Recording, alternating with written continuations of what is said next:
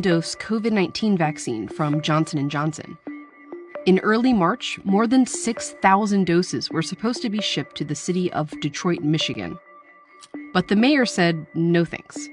Moderna and Pfizer are the best, and I am going to do everything I can to make sure the residents of the city of Detroit get the best. He was referring to these numbers, the vaccine's efficacy rates. The vaccines from Pfizer, BioNTech, and Moderna have super high efficacy rates, 95 and 94%. But Johnson & Johnson, just 66. And if you only look at these numbers, it's natural to think that these vaccines are worse than these. But that assumption is wrong. These numbers are arguably not even the most important measure of how effective these vaccines are. To understand what is, you first have to understand what vaccines are even supposed to do. A vaccine's efficacy rate is calculated in large clinical trials, when the vaccine is tested on tens of thousands of people. Those people are broken into two groups.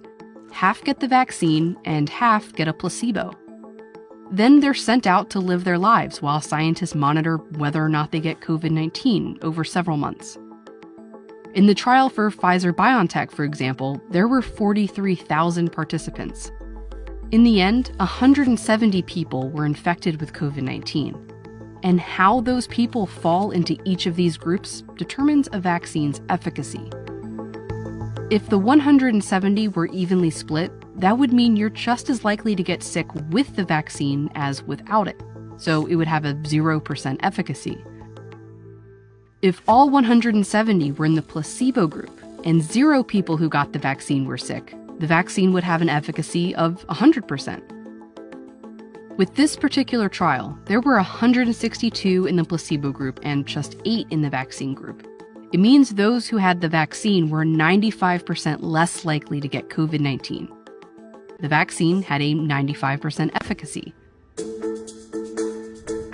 Now, this doesn't mean if 100 people are vaccinated, 5 of them will get sick. Instead, that 95% number applies to the individual. So each vaccinated person is 95% less likely than a person without a vaccine to get sick each time they're exposed to COVID-19.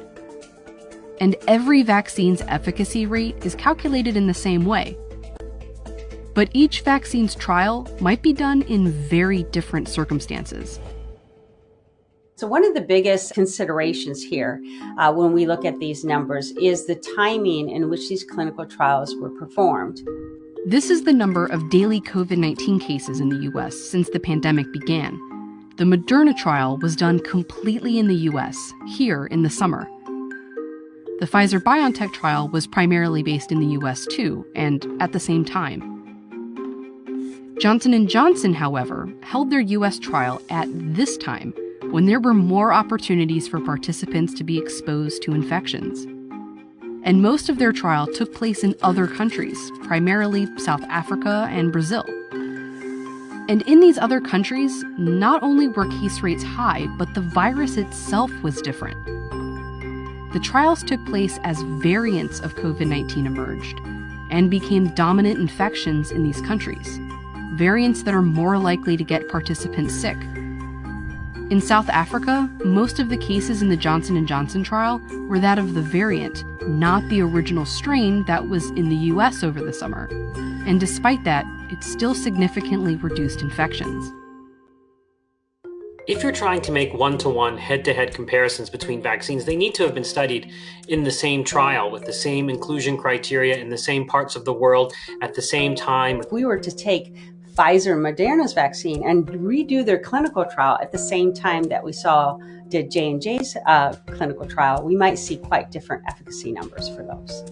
These efficacy numbers really just tell you what happened in each vaccine's trial, not exactly what will happen in the real world. But many experts argue this isn't even the best number to judge a vaccine by anyway, because preventing any infection at all is not always the point of a vaccine. The goal of a vaccine program for COVID-19 is not necessarily to get to COVID-0, but it's to tame this virus, to defang it, to remove its ability to cause serious disease, hospitalization, and death.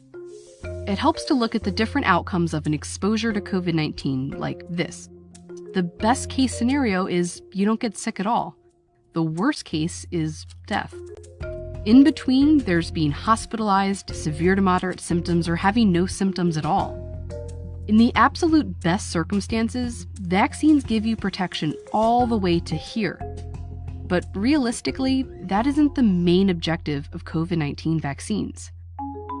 The real purpose is to give your body enough protection to cover these possibilities. So if you do get an infection, it feels more like a cold than something you'd be hospitalized for.